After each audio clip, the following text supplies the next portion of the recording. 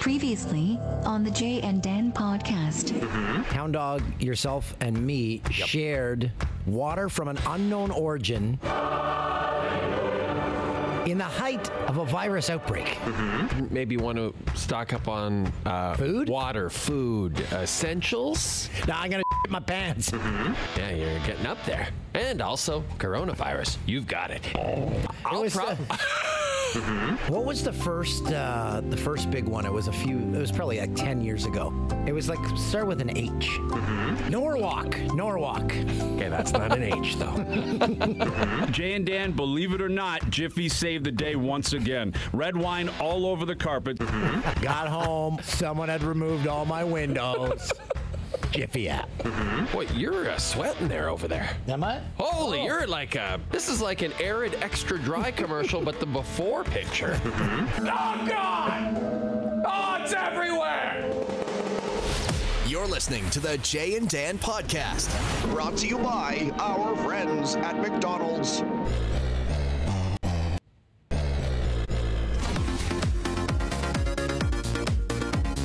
COVID-19.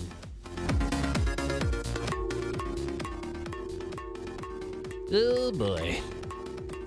Hey.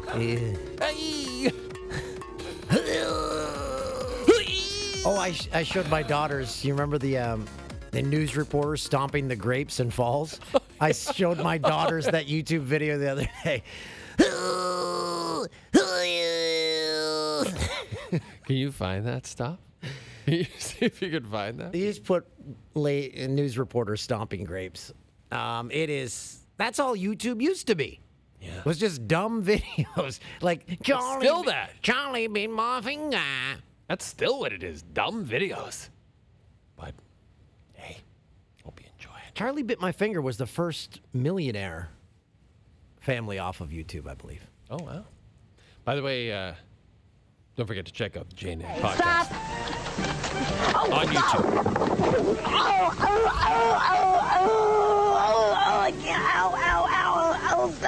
Stop. I can't breathe. Stop. No. Okay, it sounds worse. Oh, no. Yeah, it comes back to the anchor and the man and woman anchor team. And we can laugh because she went on. She's continued in news. She said the wind knocked over. Oh. But if you've never seen it, show your kids since you've got some time. No. Yeah, we've all probably got a little more time on our hands now.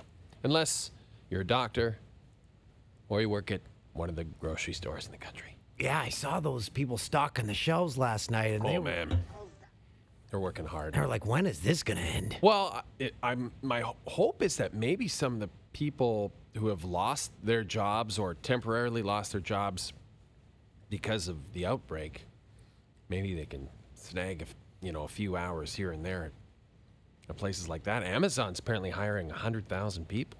Wow, yeah, because Amazon, that's the best way for social distancing. Right? You get all your stuff from Amazon. Let's talk about the theory that I proposed to you.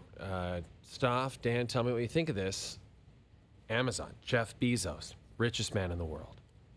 He's got, I don't know, 100 billion, let's say. Take 30 of it. He says, listen, I got $30 billion.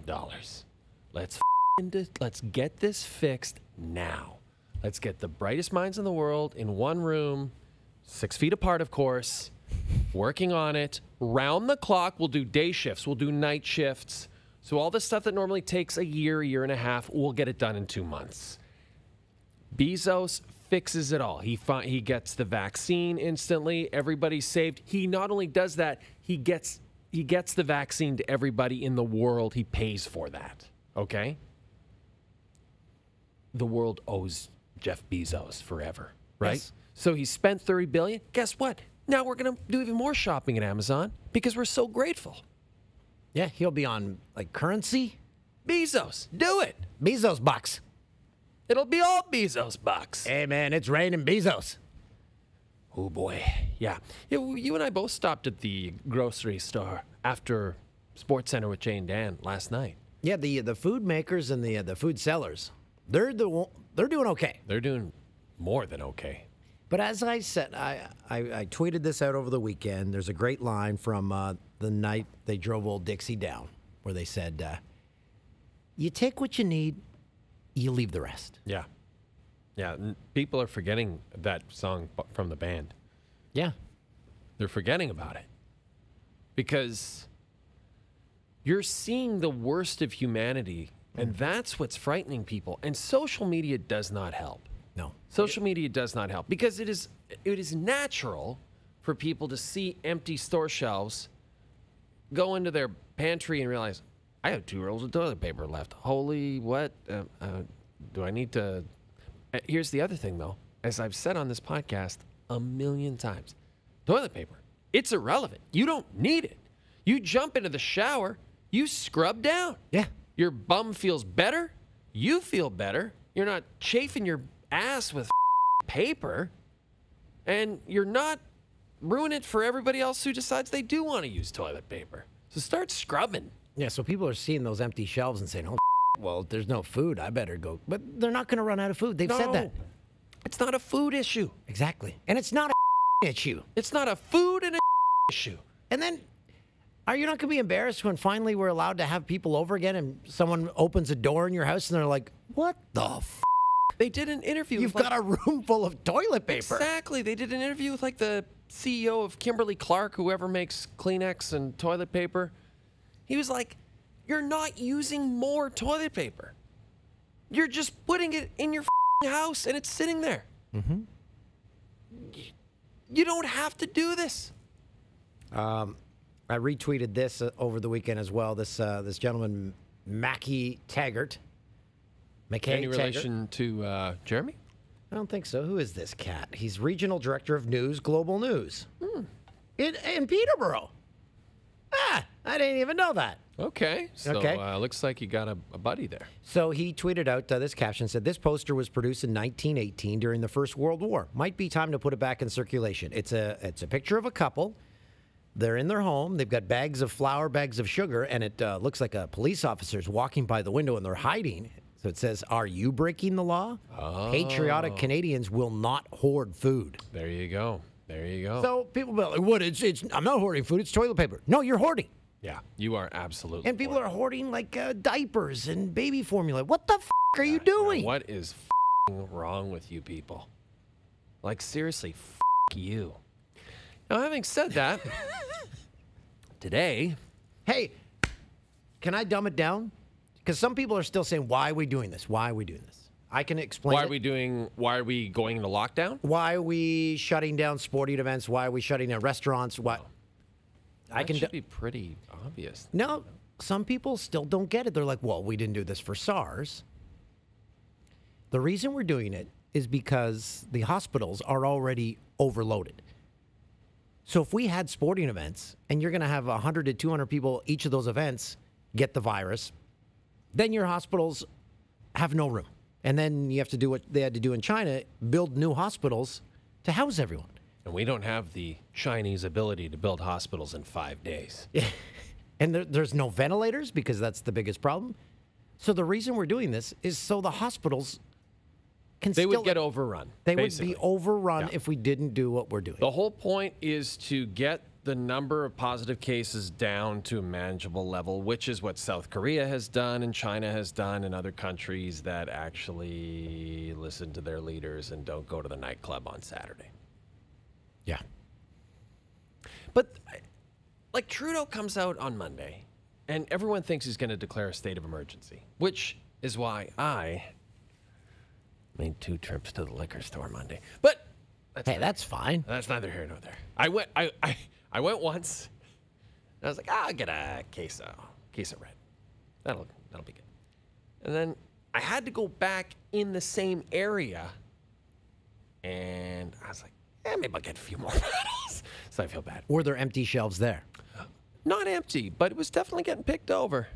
People, I think the word was out that we're going to get a state of emergency declared.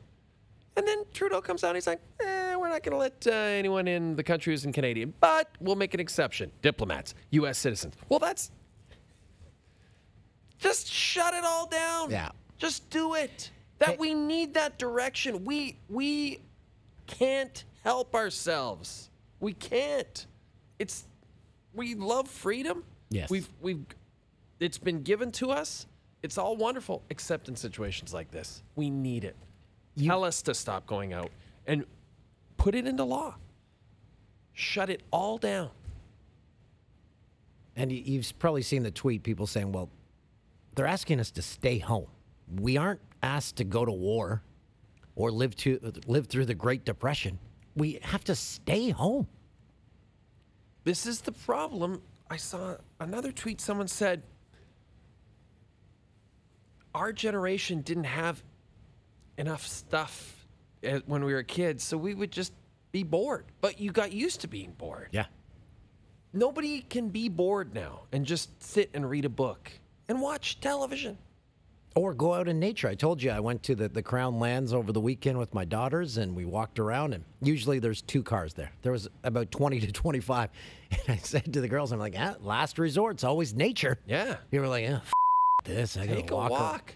Oh, there's a tree. Keep your distance from others. But There's take another a walk. tree. Yeah. It's just. Hey, you know what? I just thought of something. But I feel so much for the small businesses. Oh, I know. It's horrible. We feel for you, and we're here to take your mind off all that, hopefully. If you work for a food company, you make a product, now's the time to go into a grocery store and see the popularity of your product, because there's some on those shelves where no one has touched them. Yeah. It's true. It is kind of a, it's a weird thing. Like, if your company's product is still on the shelves at your local Safeway, might want to rethink everything you've ever done. One of them I saw was healthy pasta. No one wants that. Yeah, nobody wants that healthy pasta. You'd think, though, because all the rest is gone. Nope. That's how bad that is. Wow. So you go in there like, finally, we've got some sales. That healthy. Yours is the only one. And the healthy food section at my grocery store, untouched as well. Like all the really, well, it is rather expensive stuff. But you go into the mom and pop small convenience stores and small grocery stores in my neighborhood, they still have stuff. They still have toilet paper. They still have all those things, which goes to show you how those places have been abandoned by the general public.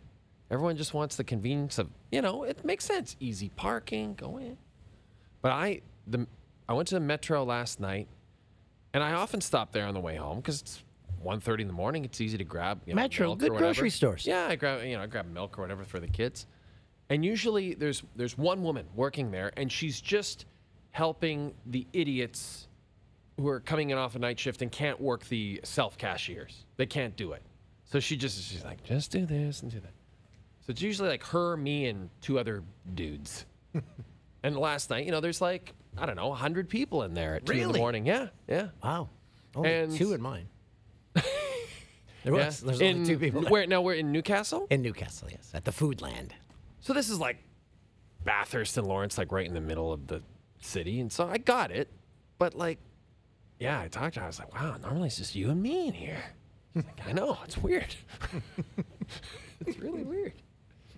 Yeah, it's, man, I just feel for the restaurant owners.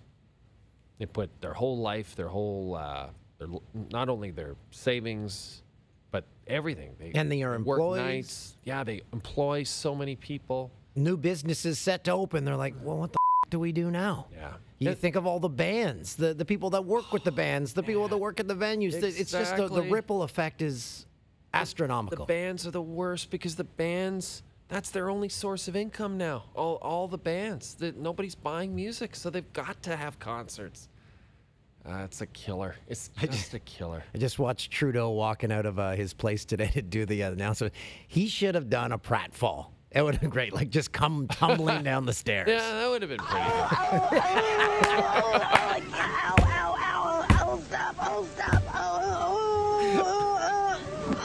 I can't breathe. And then people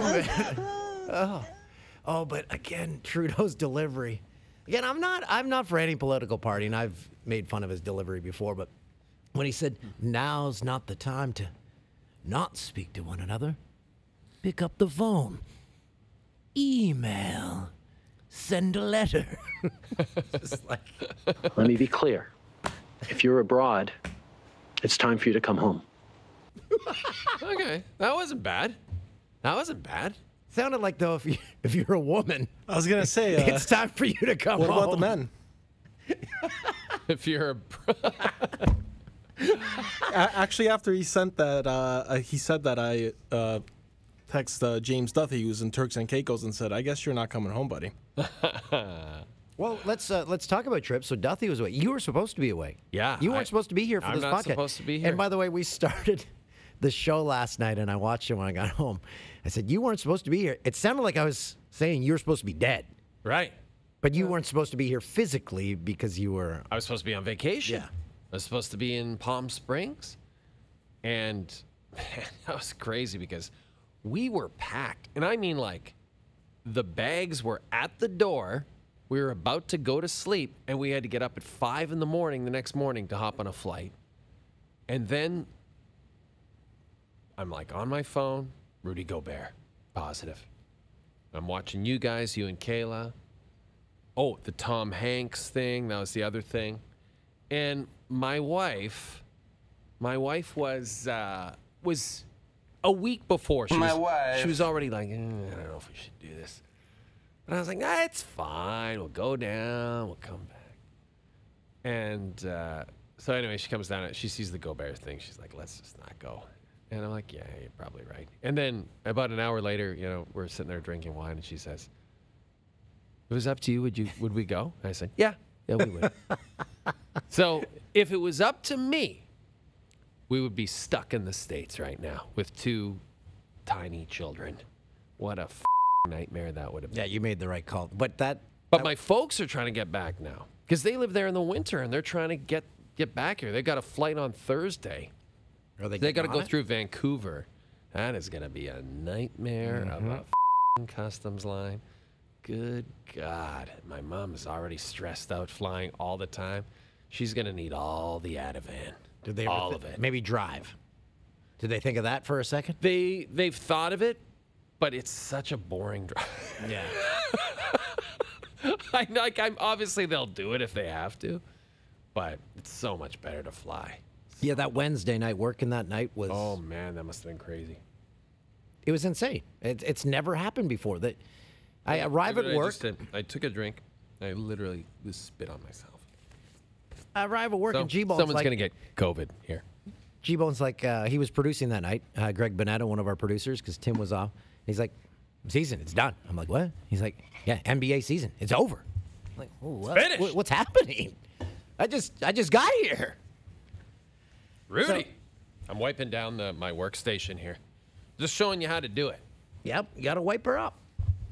Plus, I just spit all over it. So we don't know if the leagues do come back. They're probably going to play without fans because of That's what Woj, Adrian Wojnarowski, tweeted yesterday, right? He said best case scenario, June with no fans.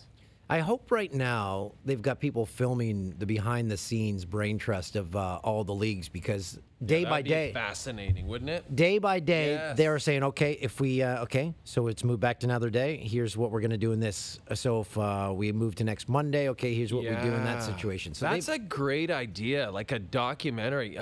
You think they think, like, I mean, they've got so many other things they have to think about and so many decisions they got to make, but yeah, if you're like NBA Films or whatever, there's like a film division. They'd be like, can we just get out of your way? We need to document this. Yeah. Because this will be fascinating for people to watch in the future. because there must be a cutoff date for sure for every league saying, okay, if we don't get playing by this point, there's no season. We're done. Well, I was more reassured when the day after the season was postponed, the Thursday morning, right away, Mark Cuban was like, we'll be playing in August. It's no big deal. We'll play in August. Like, we'll do the finals in August or whatever. And I was like, oh, yeah, that makes sense. Like, why not? Like, nothing's going on in August, really, in sports. So, sure, go for it. If you can figure out a way to do it that's fair, and everyone obviously would like it. I don't know. I'm not sure. I got to be honest. I don't know that we're going to have NHL, NBA I just don't think we're going to have. I think those seasons are done, and I don't think they're coming back. I hope I'm wrong. My brain can't.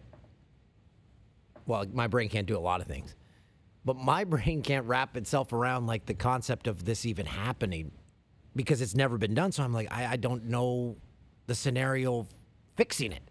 And then the only one I see that can fix it easiest is Major League Baseball. You play too many games already. True enough. Yeah. So, guys, well, let's have a 60-game season. Yes, perfect. Absolutely. People Why not? all of a sudden, baseball. It's my favorite sport. Love it. It's great. They're practically playing in empty stadiums anyway. Yeah. Nobody's going to games anyway. That's a great point, though. Baseball can handle it.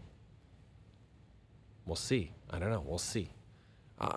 All I know is we need more leaders to come out and tell us what the to do.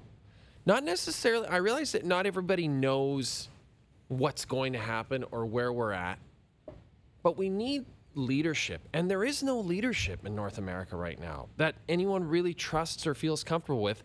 How do I know this? Because the stock market in both countries is in the and it's like, we just need someone to come out and say, here's the deal. Everything's shutting down for 4 months, period. You have to stay home for 4 months. When it's over, small businesses, restaurants, all of you, we're going to take care of you. But you got to stay home. Everyone stay home. Stay home. No play dates, no anything. Stay home. And then I think everyone would be like, okay, all right, fair enough. So at the end of right this, now, everyone's like, oh, can I still go to Second Cup? Because I drove by Second Cup today. There's like 25 people in there. Yeah, like, what are you doing? I'm not going in there. So at the end of this, are we going to have like a COVID stock, like we had a SARS stock? So I wanted to send a tweet, but I never did because I thought it might upset people. Oh, if you send a tweet, if you say hi, people are like, oh, you think you're better than me? You think SARS stock was fun? No, I wanted to say, like COVID, concerts, gatherings, everything canceled. SARS, let's hold a festival and throw at Timberlake. Yeah, they threw water bottles. They throw at Timberlake. They threw a festival. They gathered everybody. Yeah, it's different time. I always do my voice of Twitter commenters that I run into. I ran into that person in real life. And my daughter was present. So I did the right thing. In my community, there's a little seniors complex where it's not in a building. They've got their own little apartments, and you can walk right up. And I've helped deliver stuff there before, so I actually know a couple of the residents. So I'm like, said to my daughters, I'm like, guys, let's go see if they need anything. Went door to door. All of them are like, oh, thank you so much for checking. Can you check in next week? No problem. It's myself, my niece and my other daughter sat in the vehicle, and my youngest, Ruby, came with me. She was in a unicorn onesie. We are very harmless-looking people. Are you, we get to the one door. The lady's on the phone. She's eyeing us up. She's like, I'll call you back. Oh. She goes, who are you? Oh, I'm like, Mama, my name's Dan. What do you want? I'm like, well, we're checking to see if anyone needs any supplies because the stores might be getting shut down. She's like, you should not be doing this. You should not be here. I'm like, she goes, do you have an official badge? I'm like, an official badge for the seniors home? There's no badge for checking on people, is what I said to her. And she's like, you need an official badge to be here. I'm like, I'm just trying to be nice. She goes, well, it's a nice gesture, but you should not be here. I'm like, wow. I wanted to just say, F you, lady. And I just turned to Ruby. I'm like, what the? She goes, what just happened? I'm like, I don't know. And then we left. We still had 20 places to go to. I'm like, screw this. Really? But here's my question, based on... And that bothered me the rest of the day. I brought it up 400 times. I'm like, I can't believe that lady. Yeah. Because you wanted the validation. You wanted everyone to love you, but it'll never happen. No, I didn't. It'll never happen. There'll always be someone who's an ass. How do you be an ass in that situation? Because something in her life went wrong. And that made her that way. Yeah. And if we could sit her down with a therapist, we'd find out what it is, but we don't want to do that. And is she going to call Alan? And I hope that she calls her friends and tries to paint us in a bad light, and they say, well, he was just asking, like, if you needed anything. Can you believe he did that? Can you believe he did that? Still bothering me. You should go back. Oh, I am. But you should act like nothing happened. Like, you should just walk up and be like, just checking in. When there's no supplies, I'm going to, like, get when some... the zombies are here. When the I'm going to COVID have zombies. some Popeyes, eat it right in front of her place. And she's like, oh, food? I'm like, you. Better yet, you should go to a room, knock on the door, be like, just checking in. She'll be like, again, I told you not to. Be like, oh, just hold on 1 second. Then drop your pants and take an enormous right in front of her door. Then take an extra large roll of toilet paper that you hoarded from Costco and wipe your ass with it in front of her. Using only one roll, but then take all the other rolls. And she says, oh, but I could use some of that toilet paper. Nope, it's mine. You know what I did? Go home. I was irate. So I got a lanyard out and I wrote, official badge of person. And I just put it, I'm like, okay, Ruby, we're going back. I got an official badge now. She's like, are we going back, Daddy? I'm like, no. Okay. She brought you back down to earth. She's like, Daddy, are we really doing this? Daddy, are you going to fight Grandma? Maybe you should run. I can't. Ow, stop. I can't breathe. Stop. Oh no. I love the anchor. Oh, no. No. Oh. I think she's really hurt, is what they say after that. She's actually hurt. No, I think she is. Yeah, she's hurt. She took a hard fall off there. Okay. Boy, gosh, I hope she's okay.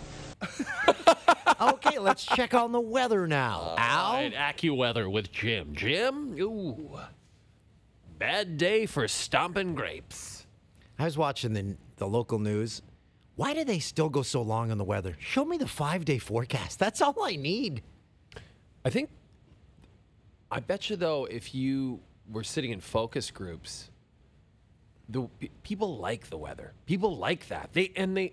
You know how the weather, remember LA? It has changed my life. All those weather guys in LA were just like, oh yeah, right. They're all game show hosts essentially. They looked like slick game show hosts from the 70s.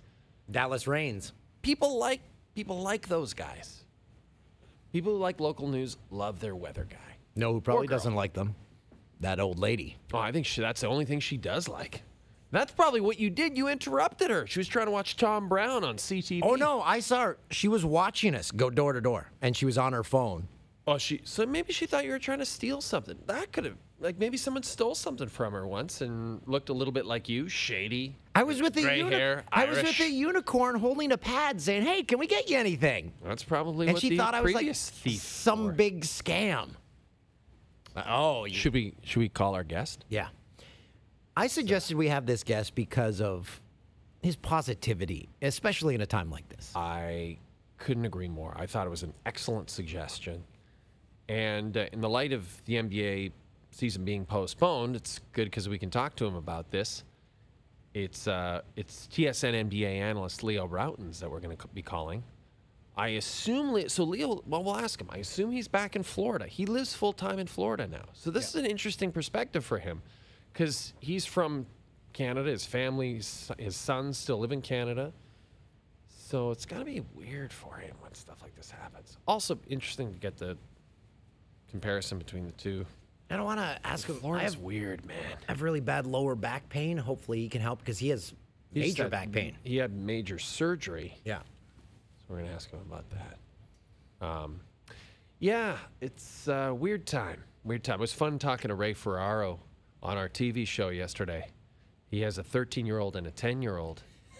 And so he's going to be home with them for potentially months. And Ray is he's a fiery guy. I think that would be fair to say. Yep. Like what Leo Rautins is, laid back, cool, calm. Ray is kind of the opposite, like fiery, intense, type A. So I wonder if, because Leo, you have 4 sons. Can you imagine if you were home with the boys for like months, You know, like that would have been pretty crazy for you. I love it. You know what? Have you ever seen that movie, Mr. Mom? Yes, Michael That's Keaton. Me. That's me. I can't do any of that. You know, like 220, 221. I don't know what I'm plugging into. Right? I have no idea. And if it's a matter of hanging around with the dogs and the kids and changing diapers, I could do that 24 hours a day. Seriously. I'm with you. So you're good for. So you could handle this self-isolation type thing, no problem. Well, you know, I think it all depends on the environment you're in. For example, okay, I'm at home in Florida right now, and kind of, you know, quiet neighborhood, so you don't have to really mingle with anybody if you don't want to, and, you know, got a pool, yard, dogs, you know, just hanging out. So I don't have to worry about anything really, and as far as encountering anybody or doing like that, so I can kind of be isolated here and hopefully stay healthy and until a lot of this passes. And Leo, when we were setting up this interview, I mentioned how we wanted to have you on because of how positive you are, and you're the person to put everything in perspective because you seem to have a grasp on life. Well, I don't know. I hope I have some sort of grasp, but hey, you know, the only way I find that I can go through what I do, and I've seen what my family has gone through, and I'm talking about my parents, my grandparents, just to get to the life that we have. It's always positive, and you know what's your choice? You can hang your head, you can bury your head in the sand, you can cry all day, or you can pick up your boots and say, hey, what's next? What do I have to do? And there's always a positive side to almost everything, and that's the side I choose to live on. And I try to, you know, I thought I had a great example in my own parents from what they went through, and I try to pass that along to my kids. But I think if I have to make a choice, that's the way I want to live. And for listeners who don't know your parents' story, can you give us a quick, just a quick summary of what they went through coming over to North America? Yeah, well, my father's Latvian, my mother's Lithuanian, and you know, when the Russians came in and took over, my family, you know, my father's family was slaughtered. My mother escaped with her mother and grandmother. And at some point in time, in trying to run, and everything was taken away. Their homes were burned. My grandmother watched her husband be burned in a prison. Just the horrific stories that I heard. They spent time in a prison war camp, and my dad actually had my dad befriended, or I should say, my mother. And her mom and grandmother befriended my dad. They just kind of met through this whole process, and they were in a prison camp where you don't know if you're going to be alive tomorrow, right? You know, your life could just be over. And my dad actually had a chance to escape, and he was given a uniform by a guard, said, hey, walk out the door.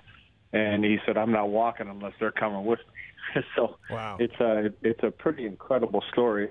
And then, you know, you come to they had to do it in stages because of, you know, they tried to get in the United States, Argentina, Brazil, different countries because of, you know, how the ages and numbers. Canada ended up being the only country that they could get to, and they couldn't do it all at the same time. And fortunately, my mother actually learned English at a young age, which was a huge advantage in the whole process. I mean, between the two of them, they spoke like 6 languages apiece, and they found a way to make it. And you know, you come with nothing. Here's the perspective I have on that whole thing. That I played professional basketball in Europe, right? And you know, you get paid well. They take care of everything. Give you a house. They give you a car. They take care of. You know, you need something. Hey, what can we do for you? And it's still a transition, right? It's still adjusting. It's a new lifestyle. It's a new language, new everything. I can't even fathom going to another country where you don't speak the language, you don't have any money, you don't know anybody, nobody cares. A lot of people don't even want you there, and you make a life. And so that's kind of what I go on, right? That's what I was raised by. Those are the people that raised me. I saw what they did, how they did it, and I can't make any excuses because my life will never be as hard as theirs. Yeah, that puts everything in perspective. So we aren't diminishing people's problems now because a lot of people are getting laid off. They have to worry about childcare. They have to worry about so many things. But we kind of have to just say, hey, let's take a breath. We're all going to get through this together. Yeah, and I think that the key is together, right? We're all in this together, and we all have to care about each other. We have to find a way to help each other. Hopefully, corporations, banks, the government, private people. We're seeing it now with the NBA, for example. Different players stepping up for the hourly workers or the wage workers that are trying to come in and just survive, right? I mean, the people that are taking your tickets, the people that are working concessions. I mean, those dates, that money means such a great deal to them. And you're seeing a lot of players step up, teams step up. Steph Curry and his wife out in Golden State, they're taking care of meals they're spending over $1 million taking care of meals for kids, which people forget. You have no school, there's no meals, and for a lot of these kids, those meals are the most nutritious part of their day. Yeah. As far as what they're going to get. So, we're all in this together, and hopefully, it's going to hurt a lot of people severely. I have a friend that just opened a new restaurant, and he shut it down before they even told him to shut it down because he said, hey, I don't want people getting sick. I don't want to be a part of the problem here. And I know from having owned a restaurant and having been in a tough situation to start that if you lose 1, 2, 3 months when you're just starting a business, sometimes you never recover from that. And so it's going to be difficult times for a lot of people. But like I said, if everybody does this together, hopefully we all get through it, and we will. And it's so important right now that people just listen. I mean, don't panic.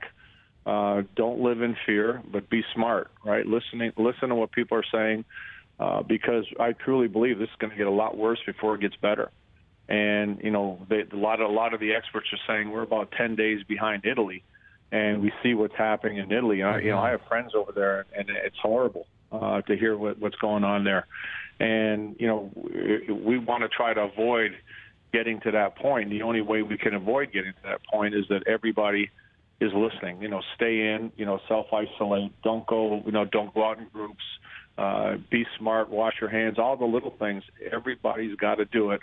So at some point in time, we can flatten this curve and get on the right side of this virus. Leo, I don't know if we're going to have a complete NBA season. It's hard to see it come through at this point. Obviously, Adrian Wojnarowski reported yesterday that they kind of best case scenario seems to be June with nobody in the crowd. Maybe that's going to happen. Maybe it's not. I'd like to look back, though, sort of to follow your way of life, to be more positive. This has been a great season. That's what's such a shame. It's been such a great season in the NBA. So many interesting and fun storylines. Are there a few things that have stood out to you so far in this season? Well, I think coming on the heels of the championship, a lot of people wondered, what's going to happen. And a lot of experts said the Raptors were done. Okay, Kawhi's gone, and which I thought was a little ludicrous because how good a team the Raptors were. And how well they played without Kawhi. And the fact that you win a championship, it changes you, right? It changes who you are. It changes your makeup. It changes your confidence. And this team just and a lot of these guys just got better, going through all that. And, so to see the way they started this season with that chip on their shoulders where, a lot of times they say you got a championship hangover. Well, their hangover was done, 2 days after they won it, just by what everybody was saying. And and my idea of the championship hangover for the Raptors was a good hangover, one that, hey, let's just keep this going, right? Let's keep the party going. And that's the way they started the season. And I thought it was so impressive that everybody completely on the same page. Everybody's working. The new guys had to buy in. Nick Nurse, made them buy in. And just to see then you look at the injuries, right, and how they were able to absorb that. So the season gets suspended. The Raptors are in second place in the East, one of the top teams in the NBA, and you can count on one hand how many times they played at full strength this year. And to me, that's remarkable. It talks about character. It talks about the coaching. It talks about management, how they put this whole thing together. And the leadership from within. So, to me, all those things stand out. I was having a ton of fun calling the games this year because it was a different guy all the time. Adversity didn't seem to matter. You talk about looking at the positive side of things. These guys, there's no negative viewpoint with anybody in this team the way they approach the season. So, I guess if I'm going to look for a silver lining, if this suspended season does come back, then guess who's going to be healthy? The Toronto Raptors. Yeah. Right. So if there's going to be a positive to the whole thing, that all the Raptor fans will see, all 15 guys ready to go. Now, you mentioned coaching. Nick Nurse, he wins a championship his first year, and then in his second, he's on pace to be coach of the year. Have you ever seen a coach have a start to a coaching career, like a head coaching career, like he's had? No, I actually cracked up. I made a joke during one of our games recently that if I'm Nick Nurse, I'm gonna take the basketball, play coach. The next game I win, I'm gonna punt the basketball as far as I can to stands, walk off the court as the winningest coach of all time with a ring. I mean, how good is that, right? Yeah. Just walk off the court. And it's remarkable. And you got to give Masai a lot of credit on this one because when he had to move Dwayne Casey, and it was time, and that's always difficult. You got to, if you develop from within and you look at what you have. First of all, you got to bring in the right people, and then you're developing. He had a pretty good idea who Nick Nurse was. He had him on his bench. He saw him firsthand. And, again, he brought him in knowing who he was. And so I thought Masai had a really good feel for what Nick Nurse was going to bring to the table. And I'll be honest with you, like I've been around this game a long time. I've seen a lot of coaches, played for a lot of coaches. Nick Nurse isn't just a good coach. He's a great coach. And, the way he handles things, you talk about a positive attitude, man. It's like this he's like the mad professor. You go up to him and say, hey, Nick, you only have 5 guys available tonight. And he'll kind of look up in the sky, rub his hands and go, yeah, I can make that work. and you're talking about being in an industry where, coaches don't like that, right? Coaches like everything laid out. They want to know what they have to work with. And, they don't like surprises. And nothing phases this guy. I think he's a great communicator. Well, first of all, he sees the game in real time. So he's on every single play. He's right there. He's got a great staff. They communicate extremely well. And I think the lines of communication with the players are exceptional. Because go back and think of the NBA Finals and think of all the people that laughed at this.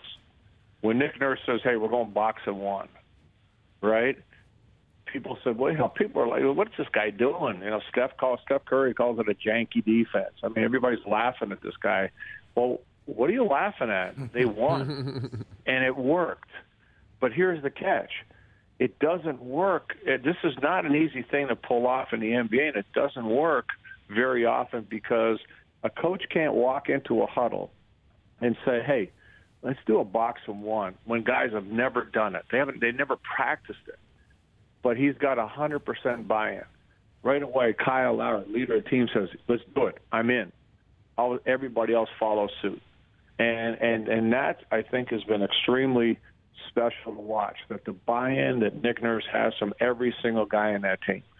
So he can come up with something at the drop of a hat, and they'll all do it because they trust him. And he's proven that his ideas work. Give it a shot. He doesn't worry about the wins and losses. He really doesn't. He knows that they can win whatever the circumstances are. You can learn from every situation, and he's going to take everything he learns, and when it matters, that's when the wins and losses come, and that's in the playoffs, and that's what he gears up for. And, honestly, as much fun as the team has been to watch, so is Nick Nurse.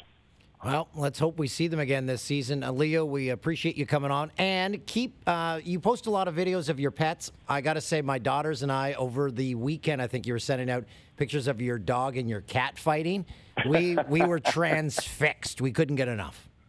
Oh, trust me, there's plenty more in the vault. So there's about 15 bouts a day that I got to kind of go through. Well, I got to tell you, everyone's going to be on social media because they can't leave the house. So social media, it's already huge, but it's going to get even bigger. So keep those coming.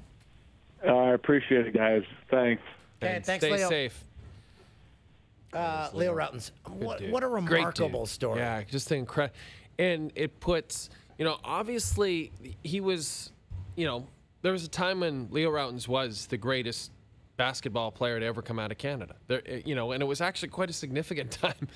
And he only gets there because he has that perspective of what his parents went through. And then now you can understand why nothing really bothers him, right? Because he just realizes that. And so sometimes we just need that perspective. And I'm so glad Leo was able to provide that for us. But yeah, please stay safe, stay home. Just read a book. Find a book and read it. Yeah, don't hoard things. You get to spend time, see nature. That's right. If someone, your neighbor comes over to ask if you need help, be nice to them. Put on a badge. We should also mention tonight, so we're taping on Monday, the 16th. Tonight is the last Sports Center with Jay and Dan for a while, brought to you by McDonald's as well. We don't know when we're coming back exactly. It's a bit of a wait and see, a bit of a day-to-day situation. We'd like to keep doing the podcast. We're going to figure out how, is that right? Christoph, am I speaking somewhat coherently? We'd like to figure out a way to do it, and we probably will figure out. We will absolutely figure out We just need a little bit of time, so be patient, bear with us, keep checking, continue to subscribe. If you don't subscribe, please subscribe, and we'll hopefully pop up on your podcast app, and we'll be there for you throughout this, because we plan to keep going throughout the course of this, even if we're not doing the TV side of things. So. Yeah. And I can't wait to regale you with other stories of my senior. The whole podcast. With the seniors. Dan in the seniors' home. And then, this is Dan murdering that woman. Knock, knock. Hey, you want to go? Dan stabs her with a short, blunt object. Nah, I could have taken her pretty easy. I wouldn't need any weapons. Ruby could have taken her. So there you go, folks. Thanks for listening. See ya. Podcast. Bye. Bye.